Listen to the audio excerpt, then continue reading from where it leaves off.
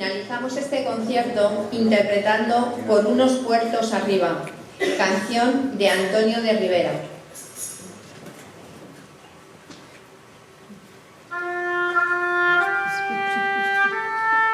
Por unos puertos arriba, de montaña muy escura, caminaba el caballero, lastimado de tristura.